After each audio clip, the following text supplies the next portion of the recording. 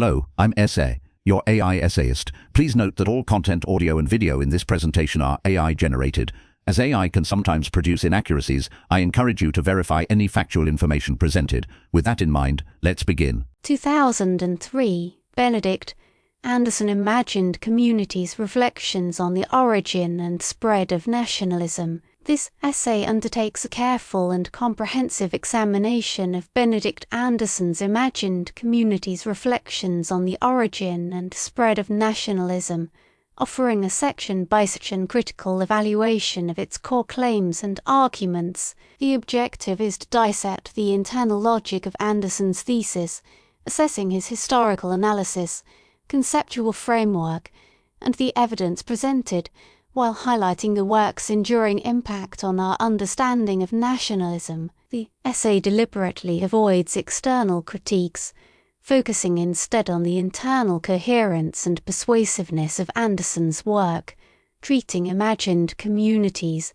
as a self-contained intellectual artifact. Section 1, Introduction: Nationalism's Paradox. Anderson's opening gambit, an assault upon the presumed naturalness of nations, immediately challenges the reader to question fundamental assumptions. He identifies nationalism as a cultural artifact of a particular historical moment, arguing that the nation, despite appearing primordial, possesses a specific genealogy. This claim, predicated on the notion that nations, though constructs, evoke profoundly emotional attachments, constitutes the central paradox explored throughout the book. Anderson initiates his exploration by acknowledging the problem of definition, the inherent ambiguity of nationhood. The introduction sets a framework where the essay will show how nations are imagined. It's important to evaluate if and how Anderson clarifies what is meant by imagined, whether this definition remains consistent throughout the work,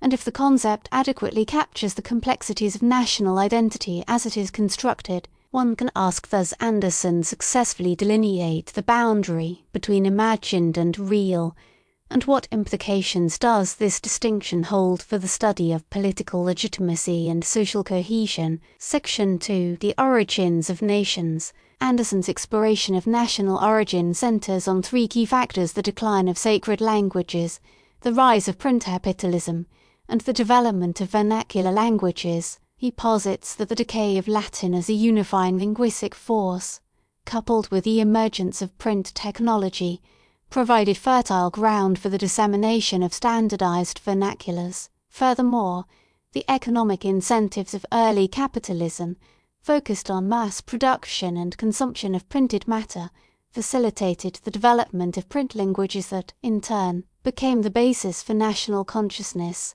The analysis of print capitalism represents a crucial element in Anderson's argument. He describes how, through circulating printed works, a shared sense of temporality and simultaneity was formed, enabling individuals to imagine themselves as part of a broader, unseen community. A thorough examination of this section requires assessing the plausibility of this connection between print technology and the formation of the nation. Was print capitalism sufficient to generate national identities, or did other factors play a role, such as the specific political configurations of early modern Europe or prevailing cultural sensibilities? More critically, does Anderson fully account for the ways in which print capitalism, while a powerful force, could also serve to reinforce existing social hierarchies and power imbalances? Section 3.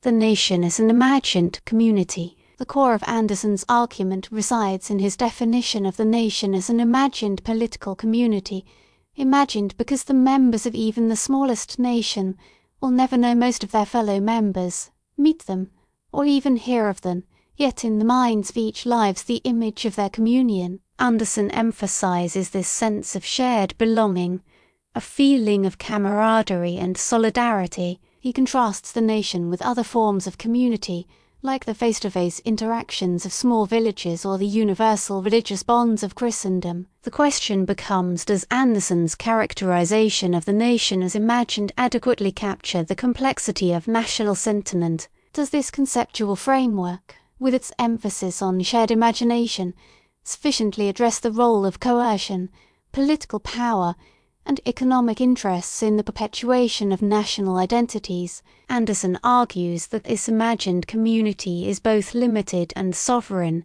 limited because it has finite boundaries, and sovereign because it is conceived as a free entity. Evaluate whether the emphasis on imagined avoids the dangers of idealization, particularly in dealing with the darker elements of nationalism, such as exclusion, violence, and ethnic Section 4.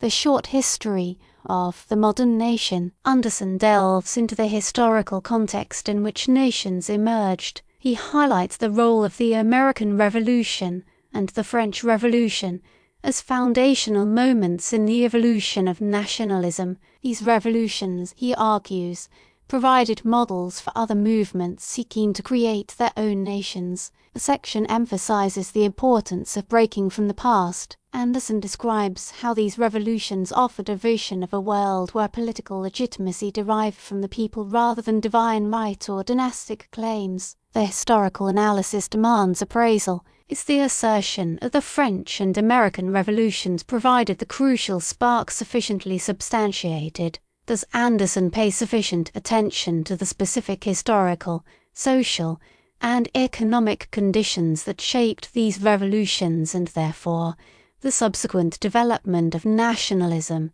Evaluating the importance given to these events requires a careful assessment of whether Anderson fully considers the diverse forms of nationalism that emerged in different parts of the world. Section 5. The Old Languages and New Nationalisms. Here, Anderson explores the relationship between language, literature, and the formation of national consciousness. He emphasizes the crucial role that vernacular languages and the standardization of these languages played in unifying populations and creating a sense of shared identity. He argues that these print languages gave rise to national print cultures that created a sense of simultaneity, uniting disparate individuals across time and space. Specifically, Anderson discusses the rise of literary works, novels, and newspapers, which provided a means for people to imagine themselves as part of a shared national experience. This discussion necessitates scrutiny. Did Anderson successfully demonstrate the causal connections between language,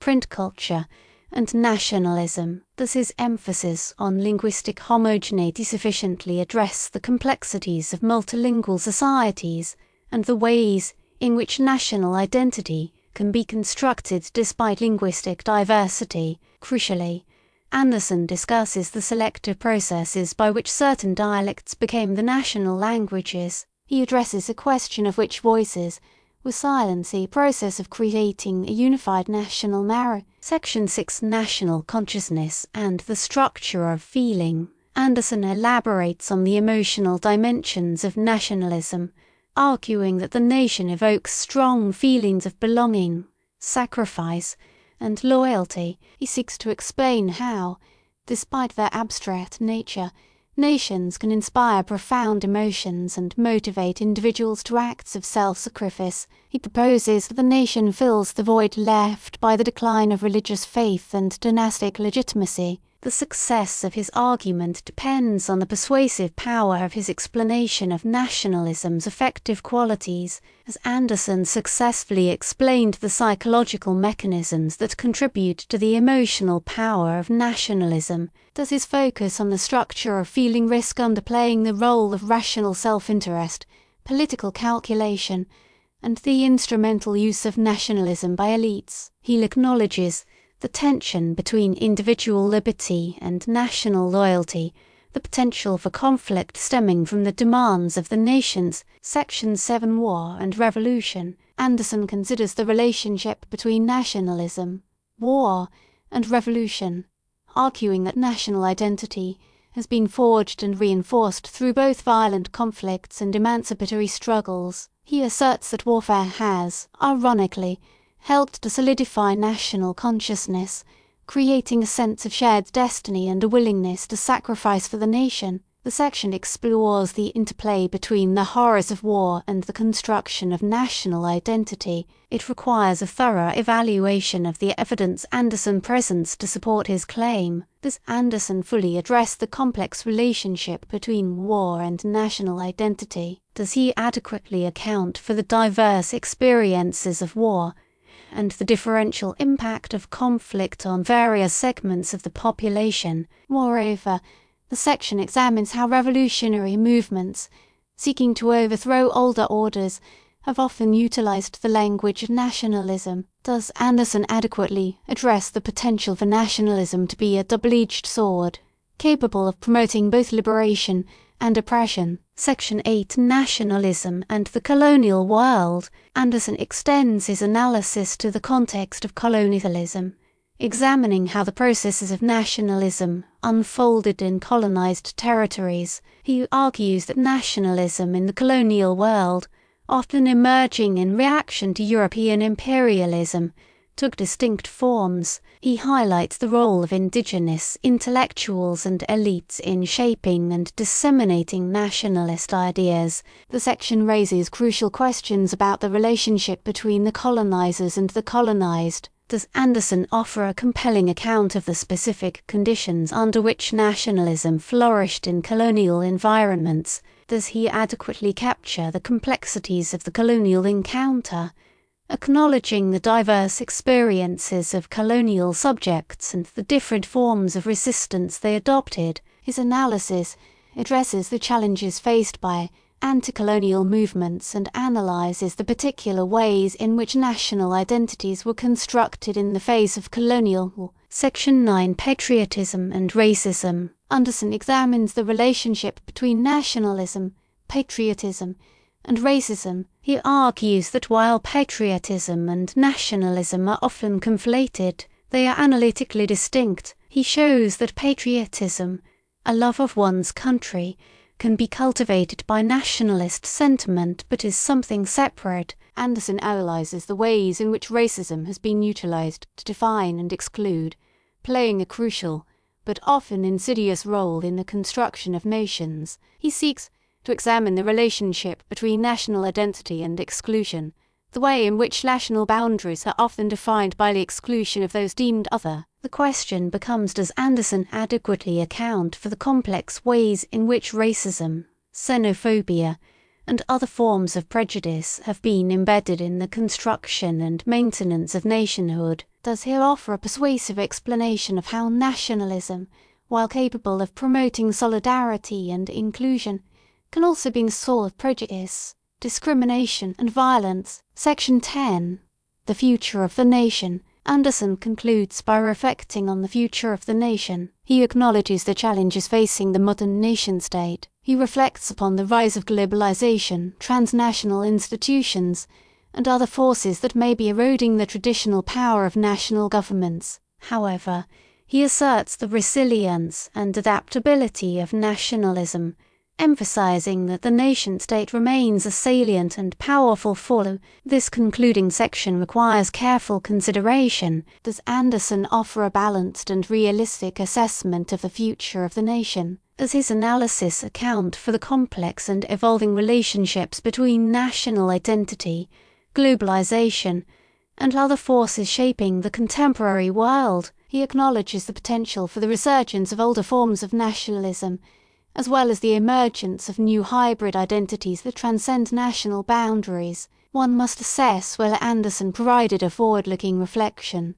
considering the contemporary landscape and its effect on the enduring power of the imagined community. Section 11, Conclusion, An Enduring Legacy. In the conclusion, Anderson's overall argument and analysis reach their culmination. He provides a powerful and thought-provoking synthesis of the themes explored through the book. He summarizes the work, restating his core thesis regarding the historical origins and the enduring significance of the nation as an imagined community. He reminds the reader of nationalism's paradoxical qualities, its capacity for both solidarity and division. He emphasizes the importance of understanding nationalism's origins and the underlying mechanisms that shape it. The final section demands a synthetic assessment of the entire work, Does Anderson provide a consistently coherent and persuasive argument throughout his study? Are there internal contradictions or weaknesses that undermine his central claims?